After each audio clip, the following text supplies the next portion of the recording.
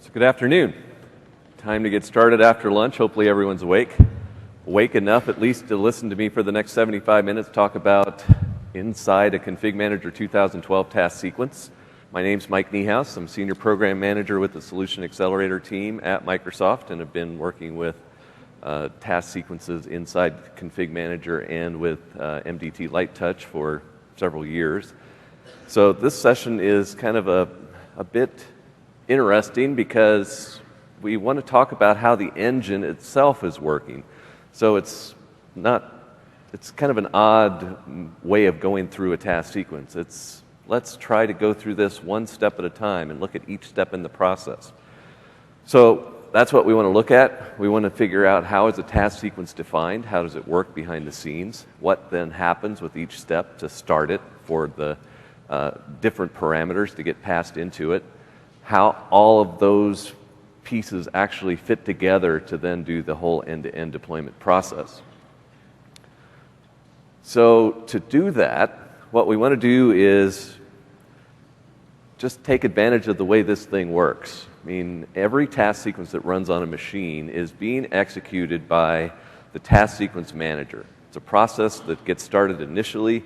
It figures out what steps need to be executed, and it just sequentially executes each one, evaluating which conditions are satisfied, which ones aren't, what's the command line that I want to execute, what are the different variable values that need to be substituted and passed in. So it's walking through the process one step at a time. For each step, it's going to execute a command. What that command does really is up to that particular step. The engine doesn't care, doesn't really have any knowledge of what the underlying commands are doing. So what we want to do is kind of hook into that process. How can we stop the process before each step starts and kind of poke around and see what it looks like? So I mentioned that TS Manager is a process that's running and everything else becomes a child. Well, we can attach a debugger to the parent process and tell it, break any time we try to create a new process and let us look around. So that's the whole setup. Can we hook a debugger into a task sequence, telling it to attach to its parent process? It will then break at each step along the way. We can look at things, and when we're ready to go, tell the debugger, okay, go to the next step. And then we can look to see what the next step's going to do. So it's really just single stepping then through each step in the task sequence.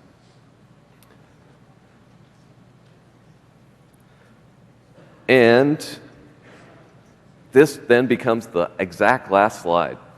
I don't have any other slides to go through in this session. We're going to try to do just basically a solid demo from this point on, just walking through each step in the process. So no more PowerPoint slides. I can put that down and switch over to my laptop and kind of give you a tour of what the setup is here. So I have a Config Manager 2012 server set up, and that server has just disconnected from me. Gotta love when that happens. We're trying to connect again. Let me see what's going on here. Direct access server isn't responding. Okay, VPN it is. It's perfect timing too. You know that it will disconnect 20 seconds after you start looking at it.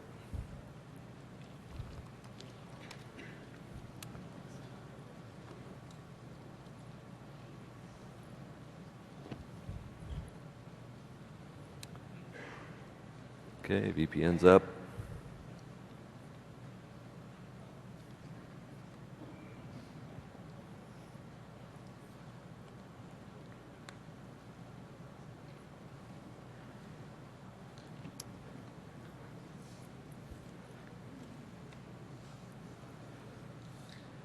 It connected and then told me I had a connection problem. Let's try that again. All right, back to a connected server. So I have my Config Manager server. My Config Manager server has one task sequence in question. If we open that in the task sequence editor, we can kind of poke around and see what's in that task sequence. And it's really a standard config manager task sequence created by MDT 2012. There's just a couple of extra steps that I've added into this process. So one in the initialization phase at the beginning called inside TS attach that runs a script inside TS attach.wsf. Later on in the task sequence, there's another step that will run once we're in the new operating system that will also run the same script to reattach. So basically, we start the debugger, we start the scripts running in Windows PE initially because I'm doing a bare metal deployment, and then after we reboot from Windows PE into the full OS, we had to do it again. So we had to reattach to the process. So we've got a second step down here as soon as we've restarted the computer to reattach to the task sequence manager to then be able to step through that. So other than that, this is a standard task sequence. Has a lot of steps in it, so we'll go through some of them in a little more detail, some of them fairly quickly, but we'll just get to a point where we can do that. So let me minimize that. And before we get deeper into that, we want to talk a little bit about what's going on behind the scenes. So I have a set of scripts. Here's the basic list, which I'll post out on my blog as soon as I can, hopefully by the end of this week, including the TS attach script that we were just looking at in the task sequence. Let me see if I can find a larger font here.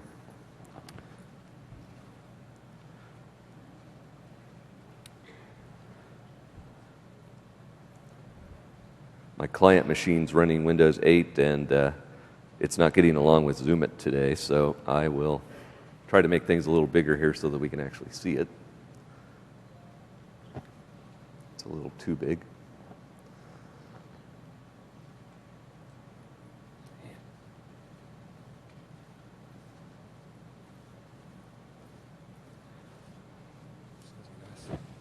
So this script isn't really doing too much. It is just running another script inside tsmonitor.wsf and not waiting for that to execute. So effectively, it's just spawning another script and then waiting for the debugger to show up. And as soon as the debugger shows up, this script exits. So its sole purpose is really just to spawn something that runs outside of the task sequence. Starts another process to watch what's going on inside of the task sequence. That script also isn't too involved. It's just going to try to find the parent TS manager process, because we need the process ID for that. It will then run a command to attach a debugger and capture the output from that debugger. Now, it's kind of hard to go through and see that in this script, but basically the debugger is going to write its output to a file, and there's two certain lines that we want to look for in that file. One is a line that says we've hit the breakpoint, which means we're about to start another process and we want to poke around.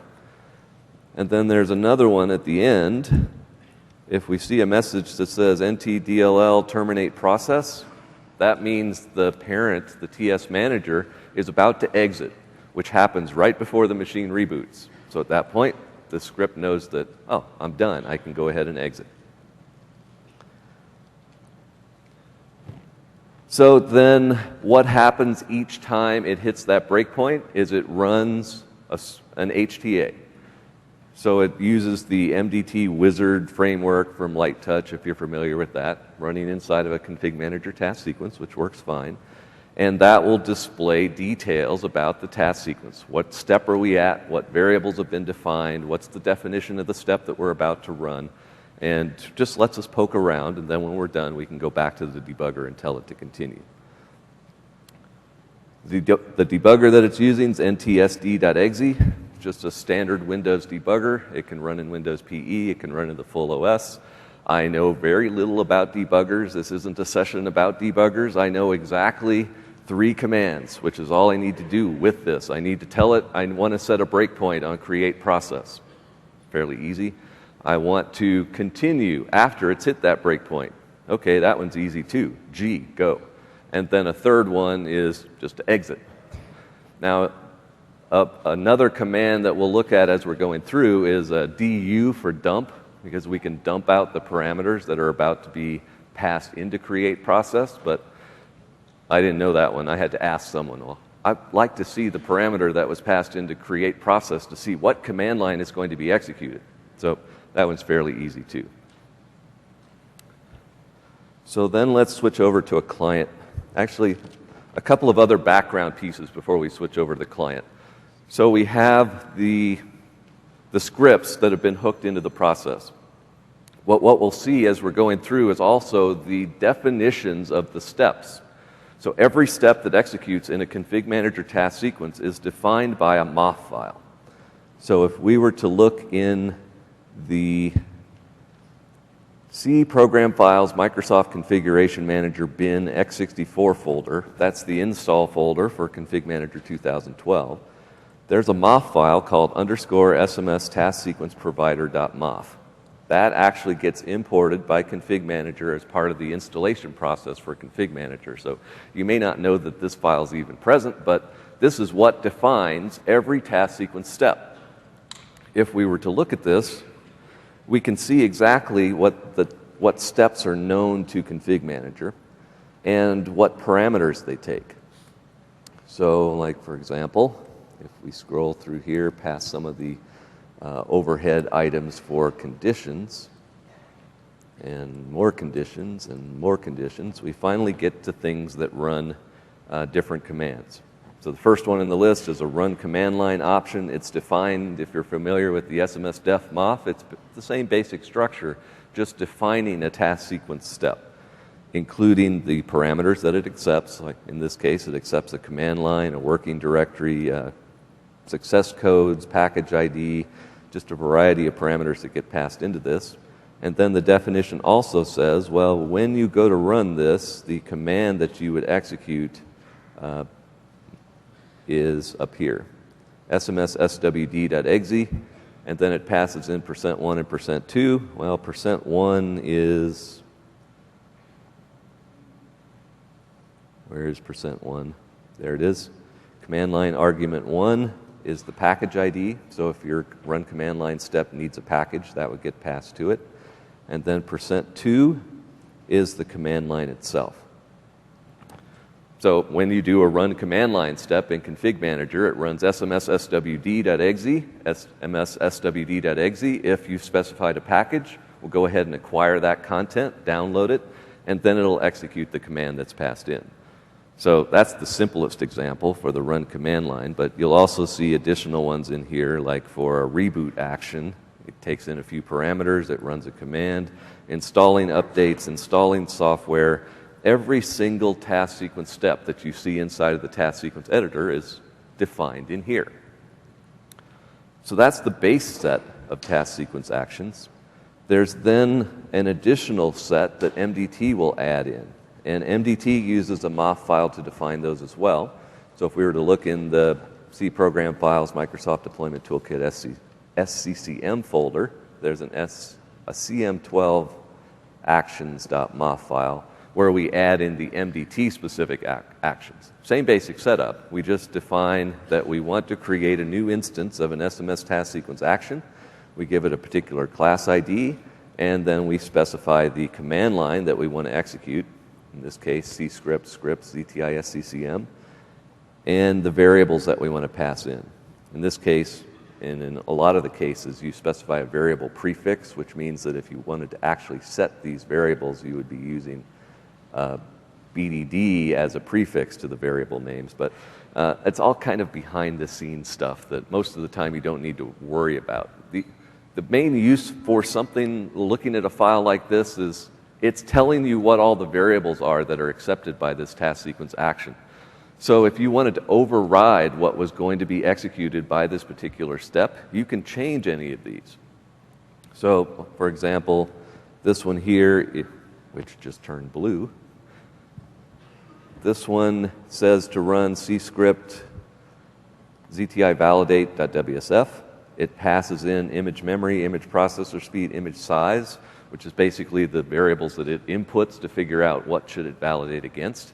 You could set task sequence variables before this step executes to different values, and it would override these. So if you want to know what variables each step reads in, these MOF files basically define what those variables are. So those are the pieces behind the scenes. Now let me see if I can switch over to a client.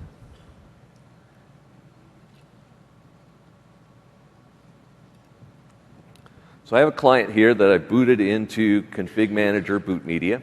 It's just waiting at the initial wizard screen.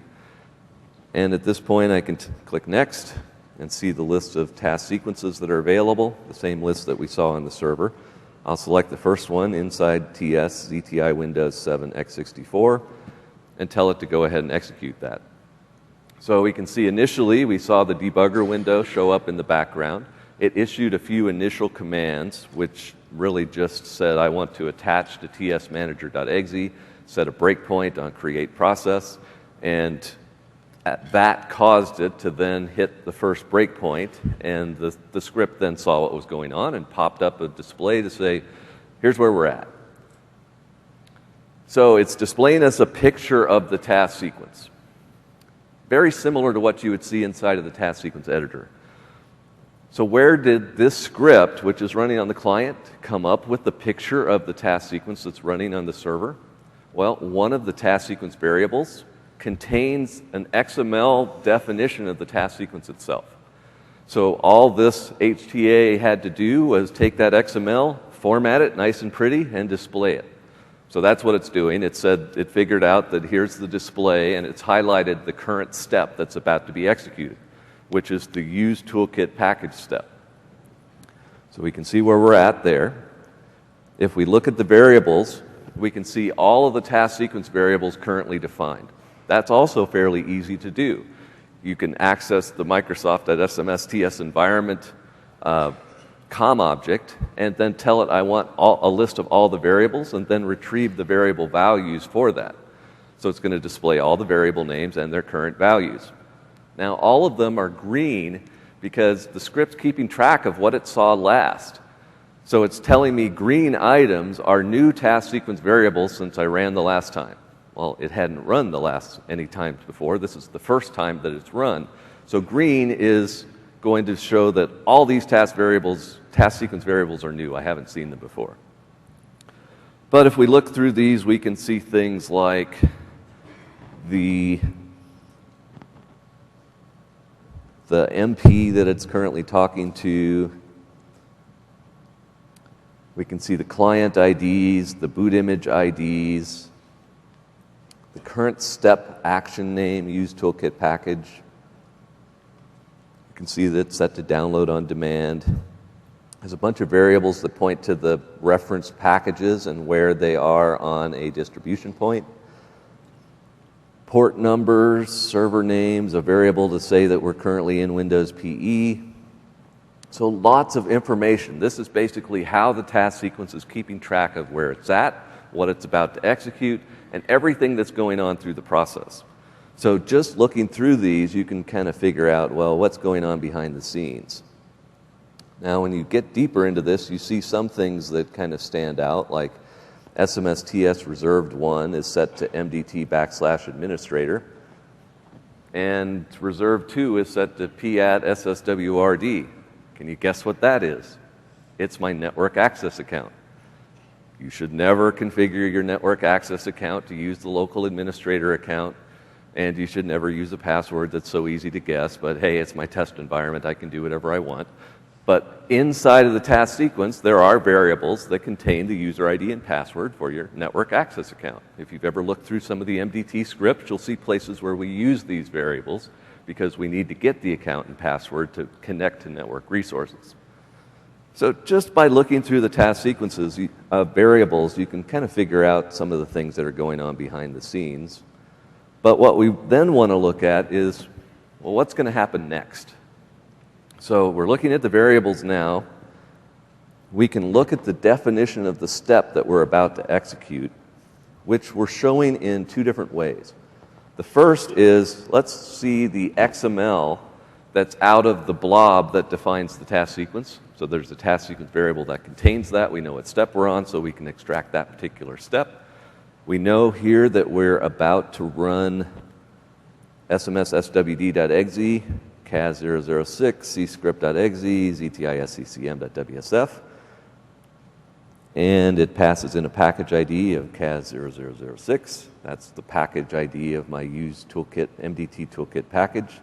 And then below that, we can see the MOF definition for that same step, which, not surprisingly, says same command, same package ID parameter. We can also click the log button, and it just launches the cmtrace.exe, which is the new version of trace32.exe. It's the first time I've run it in Windows PE, so it wants me to make it the default. That's fine. But then it'll open the smsts.log from its current location and show us the last line that it logged was, I'm about to execute a command. So as far as the task sequence engine is concerned, it's running the command and it's just waiting for it to come back. But since the debugger got involved, the debugger stopped it from actually creating the command, and we're now just sitting waiting to see what's next. Okay, so that's all the background now. So if we're done looking at this particular step, we can just click Finish here, and we're back to the debugger. The debugger's just sitting at a breakpoint waiting to go. I can type G to go, and it will then begin to execute that command. So if you're familiar with an MDT task sequence, the first step, the use toolkit package, downloads the entire MDT toolkit files package source to the local client cache. But we need that content in lots of different places throughout the task sequence. So we don't want to download that package every single step along the way. So the entire purpose of this step is download it and then copy it off somewhere else so that we don't need to do this again, and set a task sequence variable to remember where we put it. So we can then reference that task sequence variable in every step after so that we don't need to download this content over and over again. So we saw initially the progress dialog showing as it was downloading the content. Now, since that's completed, it's running the ZTI-SCCM script behind the scenes. The script is copying that content to another location on the hard drive, and as soon as it finishes, it'll set a couple of task sequence variables, and then it'll complete. As soon as that's done, we can then look at the task sequence variables that it set and figure out, well, what all did it set to track the locations of that. So we now know that that step is done. The next one that it's about to execute is to check prereqs. If we look on the Variables tab, again, anything that's green is new. So we know now that deploy root points to c:_SMS task sequence WD package. That's that stashed away folder that MDT created to store all those scripts so that we don't need to download them. It set the deployment method to SCCM, since some of the MDT scripts need to figure out, is this a light touch deployment or a config manager deployment? It knows that this is a new computer deployment because we started up in Windows PE. It knows that we're currently in the pre-install phase, and it sets a variety of other task sequence variables as we go through. Things like script root, which points to the folder containing all of our scripts, tool root that points to tools x64, since I'm running inside of an x64 boot image, just a variety of variables that get set by that process. Yellow variables that are showing up here are values that have changed since the last time we've run. So now the step name has changed. That makes sense. And if we see any red items in the list, the red items are variables that no longer exist. They went away since the last step executed. So there aren't any variables that went away, just some new ones and a few changed ones. So if I then click on Finish, I can actually interrogate the debugger and ask it to display the current parameter that's going to be passed in to create process, which is probably hard to see from the back of the room, but it's just about to execute cscript.exe running ZTI prereq.vbs. So if we tell it to go, that script executes fairly quickly. If we look at the log, we can see that it executed. Now it's about to run the next script in the process, which is ZTI gather. The last script didn't do a whole lot. We can see that it ran cscript.exe. It returned return code 0, so it was successful. We could look at the bdd.log and see just exactly what it logged there, but it's not so interesting. So we'll go on to the next step, which is gather. So we have a couple of variables that are being passed into this one. Gather local only is a flag that ZTI gather looks at to say, should I run through custom settings and set all the variables or not? So if this is set to false, that means go ahead and process custom settings and do all of that work. We also passed in the name of the rules file that we wanted to execute, which is, not surprisingly, customsettings.ini. So it basically takes those two parameters, what file should I process, and that's it. So when I click Finish, I can dump out the command line again, which again says I'm about to run ztigather.wsf. Say to go, and we can see it going through and running through the various steps in the process. Now, if you were paying attention to where we were, it was about to execute the gather step here. So you would think that the next step in the process would be validation, non-replace, validate. Well, these steps are conditional. So the TS manager process went through and evaluated the conditions on the steps and said, I don't need to execute that one, don't need to execute that one, don't need to execute that one.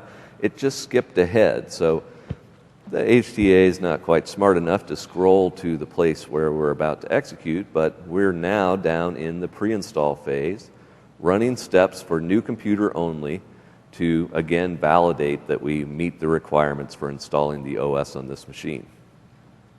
We pretty much know, yes, we meet the requirements in this virtual machine, so I can tell it to go again.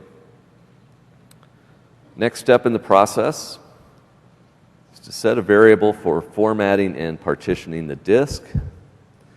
If we look at the step definition, it's basically going to set a variable called imageOS_vir to 6.1. If you've looked at a task sequence in MDT 2010, you wouldn't see a structure like this. MDT 2010 would have a task sequence that contained one format and partition disk step that always created a single partition, 100% of the disk. It would be active, it would deploy the OS to that. Well, that's not recommended for Windows Vista, Windows 7. You're supposed to create two partitions, a small boot partition and then the rest for the OS. We didn't do that in Config Manager. So we fixed that in MDT 2012 and added steps to create the appropriate the appropriate disk partition structure based on the OS that we're deploying. If we're deploying Windows Vista, which is 6.0, we want to create a 2 gig boot partition and then use the rest for the OS. If we're deploying Windows 7, we want to create a 500 meg boot partition and then use the rest for the OS. If we're deploying XP, we just want to create one big partition still. Easy enough, we can put conditions on the format and partition disk step to say, based on the OS that we're deploying, run the appropriate step. There's just one problem with that logic. We don't yet know the version of the OS that we're going to install. So as part of the task sequence creation process, we include this set variable for format and partition disk step, just to set a variable so that we can then use that variable to drive the conditions on the 3 steps after that. So a few people noticed as they were reading through the release notes for MDT, it says, don't edit a config manager task sequence to change the operating system associated with it. Well, this is one of the reasons why. If you were to change the OS, you'd need to come in and change this step to specify the version number of the new OS that you've associated with it. You may also need to change the settings package so that you get the right unattend file and other things. So we just put in a release note that said, yeah, don't change that. When you create the task sequence, the step will get updated with the right version number, and then as a result, we'll execute the right format and partition disk step. So I went through all of that discussion, and what do you think is going to happen when I click Finish and tell it to go ahead and go? We can see that it's about to execute tsenv to set imageOS_vir equal to 6.1. That's how it sets task sequence variables by default. I can tell it to go. We can now see what's the next step in the list that it's about to execute. It skipped all of the format and partition disk steps. Well, I just said it was going to pick one based on the OS version. Why did it skip them all? In what scenario would you not want to run a format and partition disk? When you're using pre-staged media. So in this case, I've basically built an OEM virtual machine where I've pre-staged the OS, because eventually I'm going to get to an apply operating system step, and we really don't want to sit here for 15 minutes while we see the OS being applied. So there are conditions on those format and partition disk steps. In addition to looking at the version number of the OS, also look to see, are we running from pre-staged media? And if so, skip the formatting and partitioning, because that would end up destroying the pre-staged media from Config Manager R3 or 2012 that we've purposely staged on this machine. So it went ahead and skipped ahead to the next Use Toolkit package. So remember back when I said that we download the package and then copy it off to another location. We don't want to download the toolkit package for each step as we're going through. If we were to format and partition the disk, though, it would cause us to lose that cached copy. So every time you see another Use Toolkit package step in the task sequence, it's downloading that content again, just in case the other copy got destroyed by a previous step in the process. There was a bug that Johan ran into in MDT 2012 RC where an optimization that we put on this step caused a problem later in the deployment where the OS disk variable wasn't set. We tried to get fancy on this step and say, only execute this step if the current value of deploy root points to some place that no longer exists. In this case, it would exist, but as a result, we would forget where we were going to deploy the OS and it would break, so well, now this step runs unconditionally.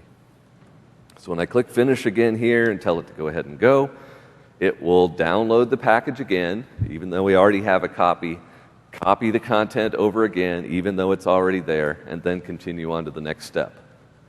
So in a typical task sequence, you will see it download the toolkit package usually 3 times. There are some scenarios where it downloads it 4 or 5 times, but it's mostly scripts and some small tools, so it's not really going to have any adverse effect. What we have seen, though, is people try to get a little creative and say, I'm going to drop something large into this toolkit package, like a data WIM, because I don't want to put it in a separate package. That's too much trouble. I'll just drop it in the MDT toolkit package. And then MDT downloads it once, twice, 3 times. You really don't want to do that. Try to keep the size of the toolkit package down to something reasonable. So we've run again. I bet we can go through here and see that no variables changed, except for the step name, because, well, the location of the toolkit package hasn't changed since the last time it ran. But the step's done. It's about to run the next step, which is going to run ZTI nick config / forced capture. It's another new step in MDT 2012 that wasn't present in MDT 2010 when you created an integrated task sequence. If you're doing deployments where you're using static IP addresses, you would initially get the welcome wizard inside a config manager.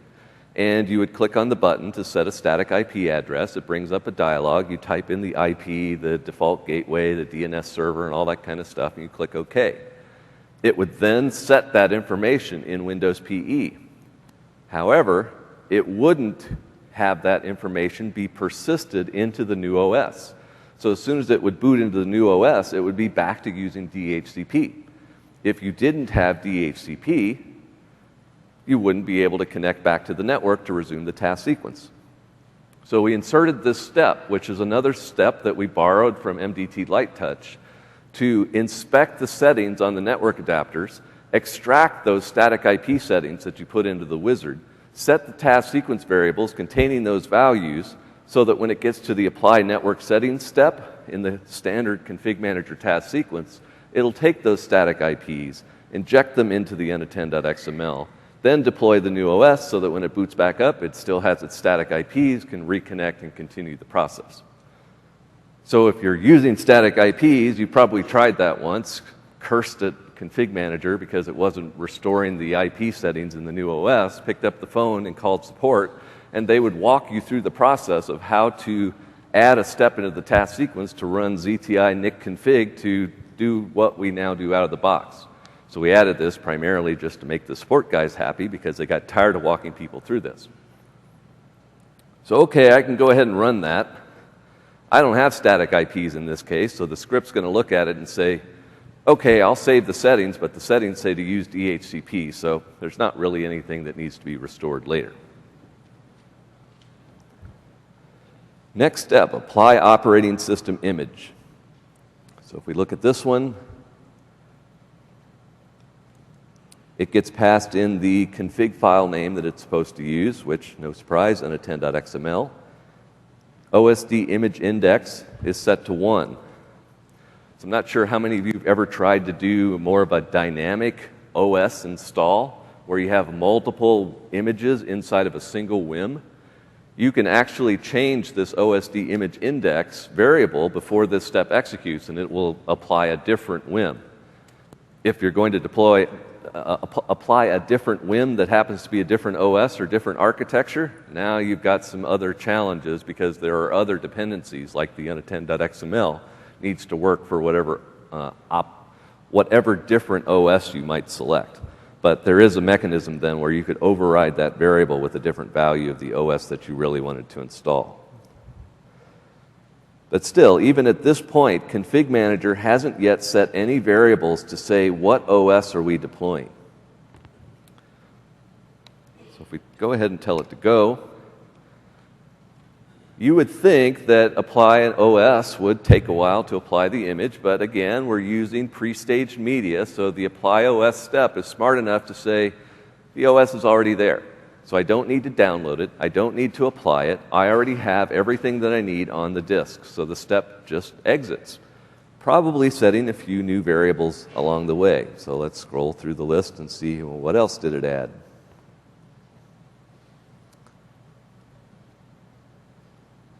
Nothing much of use. So still at this point we don't really have any indication of what task sequence or what OS we're installing. That's okay, MDT will figure it out from this point and we should be set to go. Now if you've used an OS image package versus an OS install package, you'll also see different behaviors in this process. If you're using an OS image package and not using pre-staged media, you would see it download the image package and then apply it to the disk as part of the apply OS step. But if you're using an install package, the install package would just get downloaded, but the execution or the installation of the OS wouldn't happen until later when it hits the Setup Windows and Config Manager step. Different variations in the process, which mean that our task sequence needs to be able to handle the different variations in the steps that need to be executed. So lots of conditional logic throughout the task sequence to make sure that works regardless of the OS that you throw at us.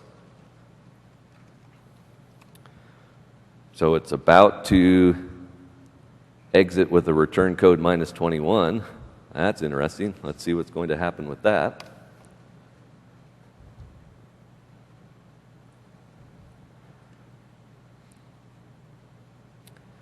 Uh-oh, my task sequence failed.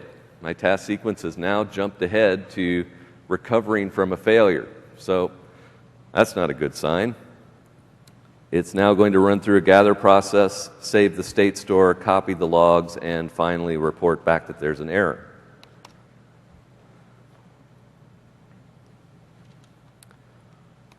So we'll tell it to go.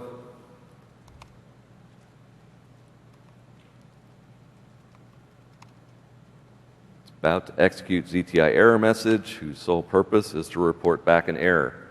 So something in the process didn't go right. At this point, we would troubleshoot the process. We can hit F8, bring up a command prompt, look through the BDD log, SMSTS log, troubleshoot from there. But it basically just meant that it fell through the task sequence to continue on like that. That's not a good thing. Let's continue on from a different client here. Just to show you some of the variations in the way this process goes through.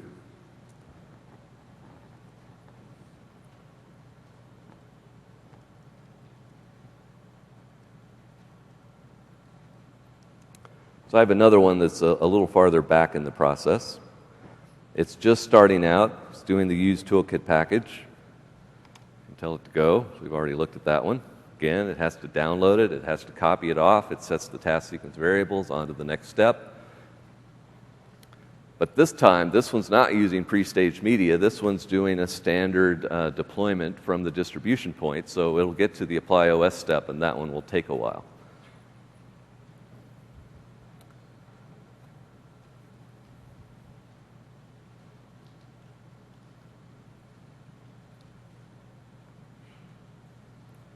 You can see the progress dialog flashing up here. It was hidden and it's being shown back again, so it flashes a little bit while it's doing that. So now it's finished downloading the package, copying it off to the other location, and then we should be able to see the progress again.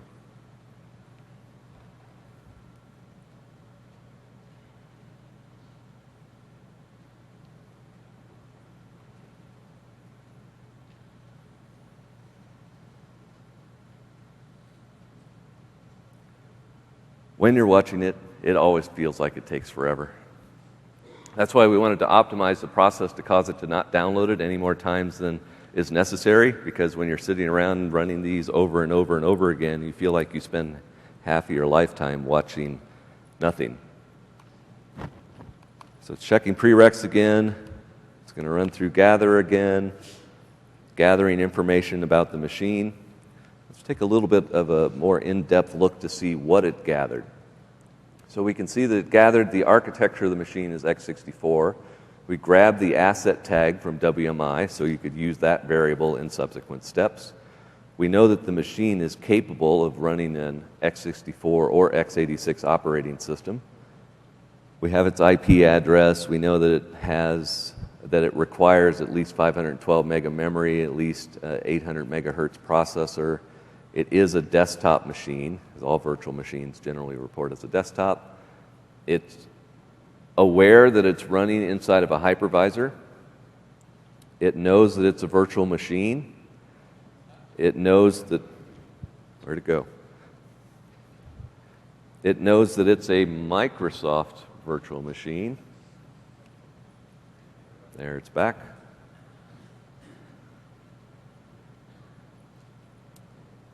It knows what version of Windows PE it's running, because we're in Windows PE at this point.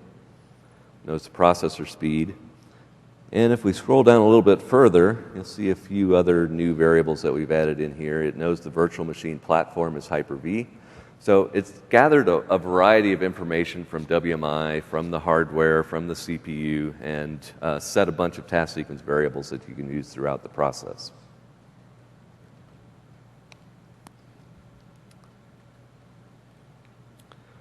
So now this time we're back to the set variable for format and partition disk. We tell it to go this time, though, because we're not in pre-staged media, it's now going to execute the format and partition disk 6.1 step. If we look at the definition for this one's a little bit more involved. If you look at the XML, it's pretty much unintelligible. When you look at the MOF, it shows that it does have quite a few parameters that get passed into it, including arrays of values. So it's much more interesting to look at it from the variable perspective. We can see that it's not been told to create a GPT disk. It's supposed to create an MBR disk. The first partition, so partition 0, OSD partition 0, should be marked as bootable. It should be formatted as NTFS. Quick format should be true. It's another one of those things that we specify by default in a MDT task sequence. In Config Manager 2007, the default is not to do a quick format, which causes things to take forever. Because we're on Windows 7, we want a 512 meg partition, and it should be a primary partition.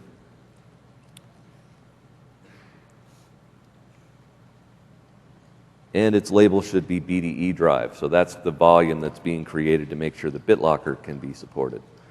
Partition 1 then, also NTFS, but it should use 100% of the remaining disk space, should be a primary partition.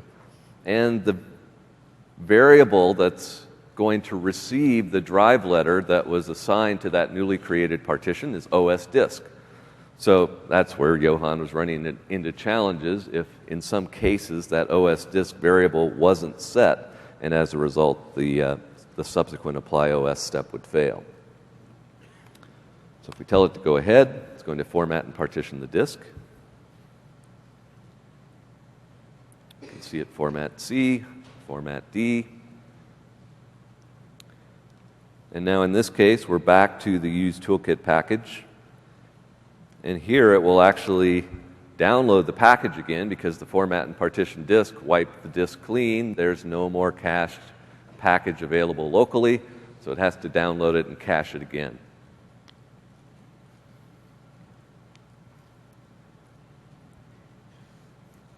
We've had people on our team that have commented before when people have asked them, well, what do you do all day? What's your job at Microsoft? And their response is, we sit and watch progress dialogues, which sometimes that's certainly what it feels like.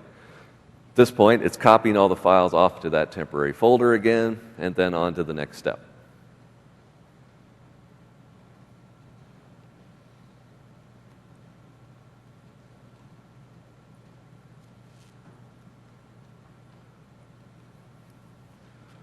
So we have this debugger running here in the background, and we're just not really doing a whole lot with it. All we're really doing is using it to continue the process. And that's primarily just because, well, there was no simple scripted way to feed a command to the debugger to tell it that we wanted to continue. So, all right, it's easy enough to manually type that in, but that would be one of those for future enhancements to try to optimize the process. So again, we're going to try to capture the network settings using MDT so that we retain any static IP addresses. And now we're to the apply operating system image step, where it's about to run osd apply os.exe, passing it in the ID of the image package and the ID of the package containing the n10.xml and the file name of the n10.xml. And then it says to target d:. So let's go ahead and tell that to go. So this is one of those cases where if you were using MDT 2010, you would probably not see it deploying an OS to d:. You would probably see it applying an OS to c:, because we only created the one partition. So we've had people say, well, I installed MDT 2010, I integrated it with Config Manager 2010, I created a new task sequence, I did a deployment, and all my customizations broke. What they had typically done is assumed that the drive letter in Windows PE was always c:, for the disk that the OS was going to be deployed to. And that's not the case. In this case, the drive letter is D. So you would want to be a little more adaptive to be able to look at the task sequence variables that say the target is OS disk. There's also a couple of other variables that point to the same place. But you would want to make sure that you reference the appropriate drive letter for any steps that are running inside of Windows PE. So for the MDT scripts, at least, they're aware that the drive letter could be just about anything, depending on what the partition structure was before you went into it, how the reformatting and partitioning worked. It could be G, it could be H. You see all kinds of drive letters come through during that process, and you need to target then the appropriate drive letter as you're going through. That drive letter inside of Windows PE has no bearing on the drive letter that gets assigned to the operating system in the new OS once it boots up for the first time. In the case of Config Manager, the drive letter assigned to the operating system will typically be C, but there are some cases where you could take the install.wim, import it as an OS image package, deploy that directly using Config Manager, and then wonder why it ends up as d:\Windows. Well, Config Manager forces the drive letter on an image package to be the same as the drive letter that was used to capture the image. And the Microsoft Build Lab captures Windows from D Windows instead of C Windows, so as a result you end up with D Windows. So as a result, most of the time you would be told you don't want to do that. You want to use the original install.wim to create an OS install package, build a reference task sequence or gold image capture task sequence to build your custom image, sysprep it, capture it, use that new image as an OS image package, and then do your deployments like that, because then you'll end up with Windows running from C. So this is the slowest part of the process, typically. It's applying the WIM that it's already downloaded onto the hard disk to the volume. So in this case, because my task sequence is configured to download on demand, which is the default when you're creating one, it's going to be downloading everything to disk and then processing it from there. Generally, that's a good thing, but it does mean that there's going to be extra disk space requirements as it's going through this. So let's try to take some questions while we're waiting for this progress bar to go by, because it's saying that this one's probably going to take a little bit more. So if there are any questions, step up to a mic. Otherwise, I'm going to start filling in other random facts while we're watching a progress bar. Hello. Is it possible to change the variable in that, or in part of the process to troubleshoot when you're showing the debug view? To change what? Well, for example, in the XML file that you're actually presenting, is it possible to actually write some type of script to go back in and change it at that point, to change any variable? So the question is, you wanted to change one of the task sequence variables, so basically interfere with the process and try to see what would happen. Exactly. Yeah, you could certainly do something like that. Like at this point, I'm applying a WIM, so let me move that progress bar out of the way. Press the F8 key to open up a command prompt, because I always enable that. And at that point, I could type tsenv blah equals my new value. So I can set a task sequence variable like that just by running tsenv to do that. Now, I talked before about the logic to dump out those variables. What we're doing inside the HTA is basically just a simple script that looks like this. Create object, Microsoft.sms.ts environment.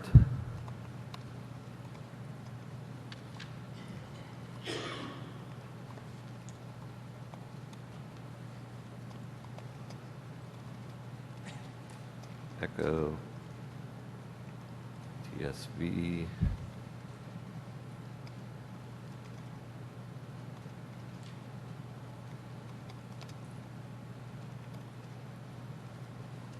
So if you ever wanted to dump out all the task sequence variables, you can do that.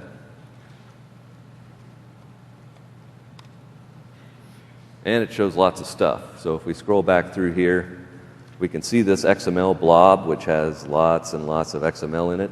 We don't display that in the HTA because it just is noise. It shows way too much information that's not really readable anyway. And of course, what I really wanted to see scrolled off the top, so let me pipe that. So we can see here that the variable that I just set, blah, is set to my new value. So you can set variables like that. You can also change variables. So like maybe I wanted to see, well, what would happen if I was running on a laptop? I could say tsenv is desktop equals false, and then say tsenv is laptop equals true. And now from this point forward, those variables would be set to see, well, what happens when I do this task sequence on a laptop? So some simulations that you can do there. So any other questions while we're waiting for the final progress tick to go by?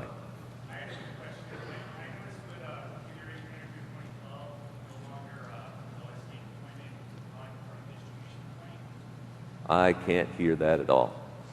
So if you can find a mic, that would help. Does reserved 1 and 2 still hold interesting values in 2012? Yeah, when we were looking at this initially, when we first got started, reserved 1, reserved 2 still point to the user ID and password for your network access account. I noticed with CM12, you can no longer apply OSD through download and execute. you can you can only do it from download and execute, whereas previously you could do run from DP. Is there any way around that? I am not sure what the answer to that one is. So for those of you who remember Config Manager 2007, there are basically 3 options for each task sequence. You can configure it to download on demand, which is what most people end up doing. It downloads each package as it needs it. But that's actually what causes challenges for MDT. If every step referenced the same MDT toolkit package for scripts, it would download it over and over and over again because it downloads it, uses it, throws it away. Downloads it again, uses it, throws it away. So we had to do the optimizations to cache that. So download on demand is generally good, but has those side effects. Some people use download all, which you can call download and execute or other things too, but download all basically means every reference package on the task sequence must be downloaded locally before the task sequence will even begin. So if you have 37 packages referenced by your task sequence, it downloads all 37 of them to the local disk and then starts with the first step in the task sequence. Haven't seen too many people do that one. Then the third option was run from DP, where you can have all the content be used directly from the distribution point instead of downloading it at all. So in Config Manager 2012 then, you still have those 3 options, but you don't normally see those 3 options. You usually only see one of them. You usually only see an option that says download on demand. We've seen some reports through the distribution list where they're not seeing that behavior of download the packages as needed. They're seeing it download them all in advance, and we can't duplicate that. From what we've seen, it always does download by demand on default. In fact, as you're going through the deployment wizard to deploy a task sequence with Config Manager 2012, if you check the box that says make this task sequence available to PXE and boot images, you only get one option by default. The only option is download on demand. The second option, download all, will disappear as soon as you check the box that says use PXE or boot images. Make it available to PXE or boot images. Run from DP also will be gone by default because the new content distribution mechanism in Config Manager 2012 by default doesn't make any of the content available from a share. All the content is available via HTTP and can get downloaded over standard port 80, but it can't be accessed by mapping a drive to the server. There's no SMS PKGE dollar share at all. It's just not there. You can configure all the packages that are referenced so that they are available on a DP, and at that point you could reconfigure the deployment to do a run from DP, but by default you won't see that option there. So your normal behavior for bare metal is going to be download on demand, download the packages as necessary. If you have a task sequence that says don't make it available via PXE and boot, then you would have 2 options by default, download all or download on demand. Or if you went through and configured all of your packages to make them available old style via the SMS PKGE dollar share, then you would get the third option back. So hopefully that answers the question. That's the 3-minute answer to what we've been trying to figure out for the last few days. So my apply OS step finally finished. It skipped over the use toolkit package because, again, I said that we have some optimizations on these steps. In this case, it saw, oh, the old package was still there. Don't need to do that again. So it's moved on to the gather step. Whoops. Can't tell command to go. Let me tell the debugger to go. So it runs through gather. Next step in the process, apply Windows settings.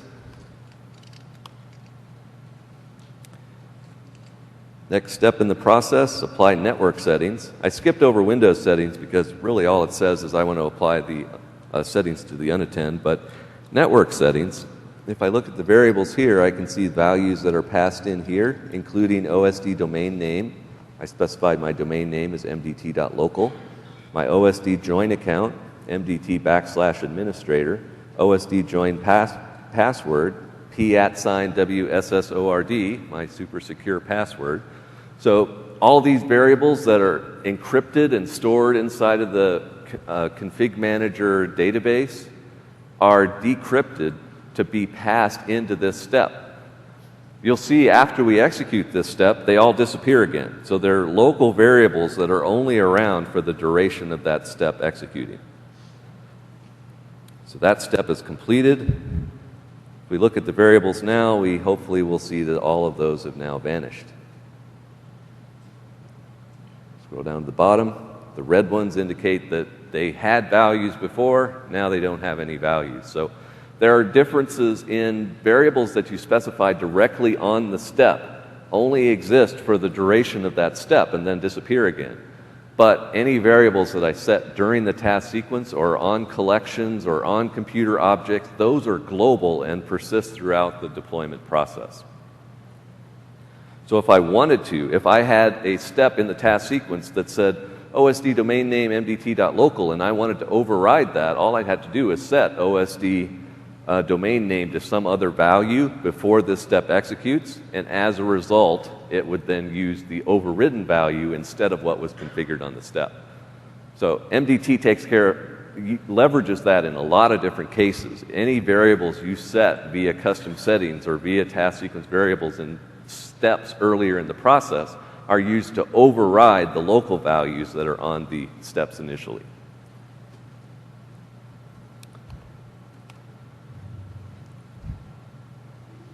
Okay, let's see where we've jumped ahead to now. Now it's to auto-apply drivers. We should be able to see the values passed into that, saying allow unsigned drivers equal to true. If it were an XP image, it would have the path to the sysprep file. We're deploying Windows 7, so it still has the path to the unattend.xml. Apply drivers best match is basically telling how this particular step should behave, and that's all the inputs that it needs to do that, which we can confirm by looking at the MOF definition as well. We look at the command line, it's just turning all of those into command line parameters to run OSD driver client.exe/auto/best match true/unsigned true. So it's going to go through the whole driver download process. I'm in a VM, so I don't need any drivers for this one, so that one goes through pretty quick. Next step, set up Windows and Config Manager. So I tell that one to go. It goes ahead and downloads the Config Manager client package.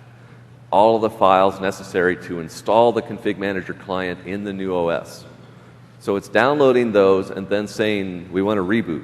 So when we reboot, we're now going to initialize Windows, go through the whole specialization process, join the domain, everything that was specified in the unattend.xml. So if we want to, well, I'll wait for this countdown to end because it's going to restart now, but it's not really going to restart now. It's just going to end. The task sequence manager is going to say, I'm done, I'm exiting, and when it exits, that's the last process in the stack. The machine then reboots, because Windows PE will reboot automatically when the last process exits. The debugger is preventing it from doing that because it's hit the terminate process breakpoint, so it won't actually continue until I tell it to exit. But this actually gives us an opportunity to look around a little bit. So remember before we were looking at Windows being deployed to D. So if we look at this right now, we can see the operating system has already been applied to the disk. We know that it puts the answer file in Windows, Panther, unattend. So here's the unattend.xml that's being used. So we can see that it's going to inject drivers from the drivers folder. We have all the different settings that are in the default MDT unattend.xml template. We can see the administrator password that I had configured in the task sequence has been encoded and put into the unattend file, so it's not stored in clear text, but it's not terribly secure either. If we were to look at what that value is, it's just a base 64 encoded string. which if you go out to Google and search on base64 and paste that into one of the web pages, it'll tell you what that value actually decodes to. Registered owner, locales, UI languages, dialing codes, all the different settings that you can put into the unattend. Config manager is just making sure that unattend file is in the right place for Windows to find it, so that when it boots up for the first time, it goes through and processes all of those settings. There is also then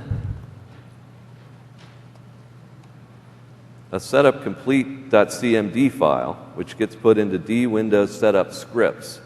And that's how the task sequence continues again. So by default, the task sequence isn't around anymore. There's no config manager client, there's no task sequence service, there's nothing to say keep going. So this setup complete file is a standard Windows thing that Windows will automatically run when the OS is finally completely specialized and up and running. In this case, it just says to run osd setup hook.exe/execute, which causes the remainder of the task sequence to run. So it'll hook itself into WinLogon, it'll prevent the logon screen from showing up, it'll run the task sequence engine and continue the process from that point on. So at this point, we can't tell it to go because it says there's nothing that I can go on. This process is exiting. I'm just giving you one last chance to look around. So all I can do is say Q to quit out of the debugger, and now it will reboot into the new OS. So let me escape out of that. I don't want to boot back to the CD that I used to start this process because that would start it all over again. But now it'll go through the specialization process, and the new OS will come up and running, and we'll continue on from there. So that's going to take a few minutes. Any other questions while we're waiting for Windows to initialize? Can we deploy the OS to a VHD? Can you deploy the OS to a VHD? If you're using MDT 2012 Light Touch, we included a couple of task sequence templates to do bare metal VHD deployment. So as part of that, we would go through the same basic process of formatting and partitioning the disk, but then instead of installing the OS directly to that disk, we would create an empty VHD, format and partition that empty VHD, and then deploy the OS into the VHD, and then configure the BCD to boot into the VHD instead of booting directly to the disk. That works out okay with MDT because we can fix up our scripts to make sure that that whole process works end to end. But with Config Manager, we could never get that to work. Config Manager has assumptions about the OS and how it's laid on the disk, and we haven't successfully been able to do a VHD deployment with that. So at this point, it's a light touch only thing. We haven't completely given up, but at this point, yeah, it's a light touch only scenario. Any other questions while we're waiting for Windows to apply system settings?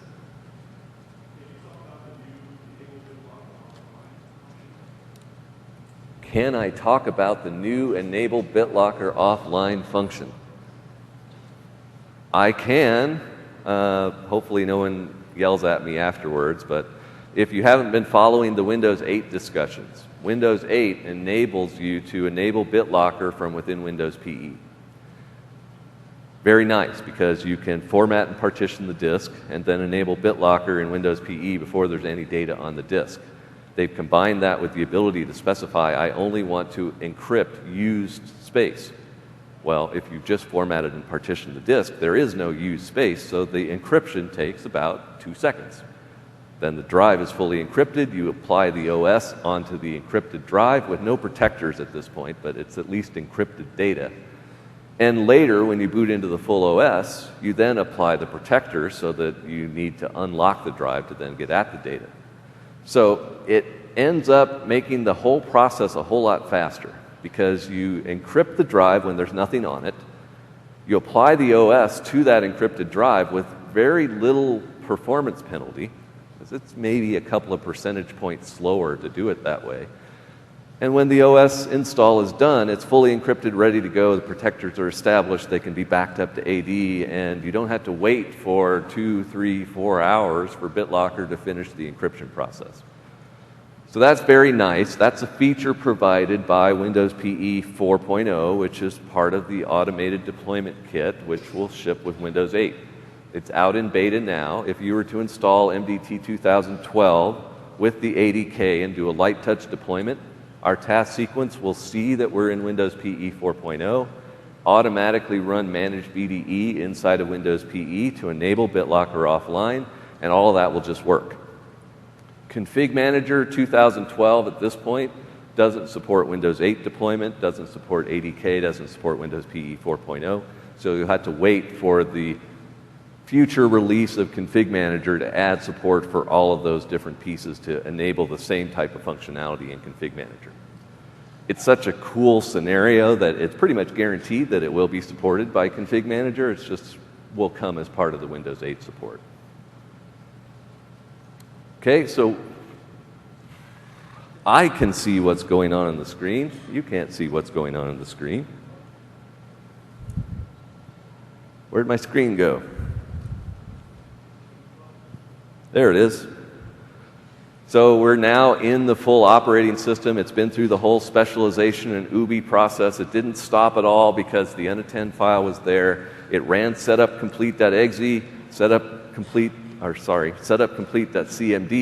It ran the OSD setup hook executable, which is now resuming the task sequence.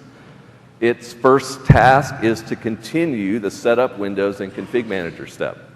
So remember, that was the step that was the last one running in Windows PE that downloaded the Config Manager client. It says reboot and rerun me.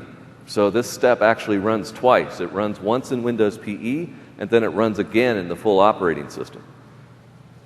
The first thing it has to do in the new operating system is install the prerequisites for the Config Manager client. So the only way I've figured out that that's what it's doing is when it's doing that, you just see dots on the second progress dialog. When it gets to the actual client install, then you see the actual messages coming from the MSI for the CCM client. So if you want this process to run faster, make sure all those prerequisites are baked into your image.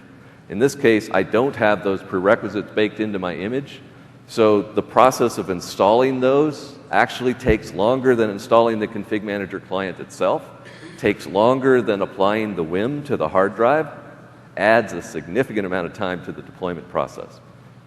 Bake these into your image, all that time goes away, and it's a much faster process overall. So any more questions while we're waiting for yet another set of progress dialogues? It resets back to the beginning for each new prerequisite that it's installing. So we might see it go past this point 5 or 6 more times before it's done. Sure.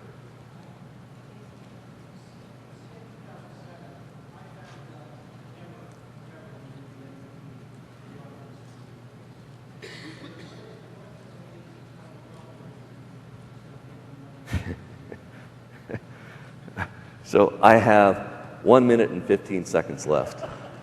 And he's asking a question of what does MDT add to the functionality provided by Config Manager 2007 or 2012? Johan has a comment.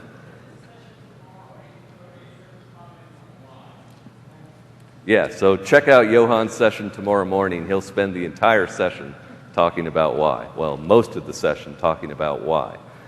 There is no doubt, there's no question, 100% guaranteed that you can do OS deployment with Config Manager without MDT. However, we provide additional functionality, additional tools, pre-configured task sequence, pre-tested task sequences, just make it simpler.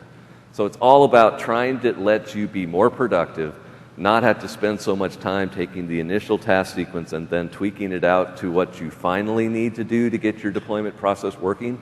We want to make sure that it just works start to finish. Like some of the steps that we were walking through and talking about are problems that you would never even know existed in a deployment process. We've already figured them out and added the necessary steps into there.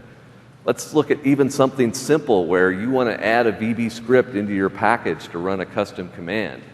Just figuring out how to do that can be a challenge. If you're using MDT, drop the script into the toolkit file, add another step into the task sequence, you're done. You can do things in minutes that you might have spent hours working on before. So it's all about trying to enable you to be more productive, to get you going faster initially, because it'll create all the packages that you need in the task sequence steps. But then after that, it's all about trying to provide that additional functionality that when you initially get started, you don't even know that you need, but when you start customizing it, that's when you really want to look at MDT and say, are there things in it that it's already done that could save me time overall? So at this point, it finally got around to installing the config manager client. That'll happen. Then it moves on to the next step. We'll reattach the debugger and it'll continue on from there. We're out of time though, but it would be the same basic process from that point on. We could look at each step, look at the command line, look at the variables, tell it to continue, and single step through the rest of the process anyway. But that's kind of the type of walkthrough that we enable with this. So I will try to post this out to the blog within the next few days so that you can try this out yourself. Don't be surprised if there are some hacks required to get this to work, because there's a limit to the amount of time I was willing to put into trying to make this clean. So I do little things like the scripts that I need, I'll just embed them into my boot image. I'll just embed them into my OS image, because then I don't have to worry about finding them or having them not be available until after the use toolkit package runs. So I just insert them into the WIM so that they're always there. And then I can hard code the paths and do other shortcuts to make this work. You'll still have to download the debugger yourself. We won't be able to ship that. I'm using some of the MDT scripts to display the HTA, so you'll have to copy those MDT scripts into that same folder, but I'll document all that out as part of the blog posting to let you set up this and run through it yourself. So it's more of an education tool to let you kind of walk through the whole process and look at each step along the way and try to figure out what's going on and what's happening. It's not something that you would ever want to put into a production task sequence. This is just something to let you kind of poke around and see what's going on, or like some of the questions we're talking about, maybe tweak some variables and try to influence the task sequence just to see what would happen. So that's the type of tool. Since we are out of time, I'll just take whatever other questions you have up front. Thanks for attending. Fill out your evals, and we have another session tomorrow morning talking about MDT 2012 and what's changed in that version, including more discussions around the Config Manager 2012 integration there too. Thanks.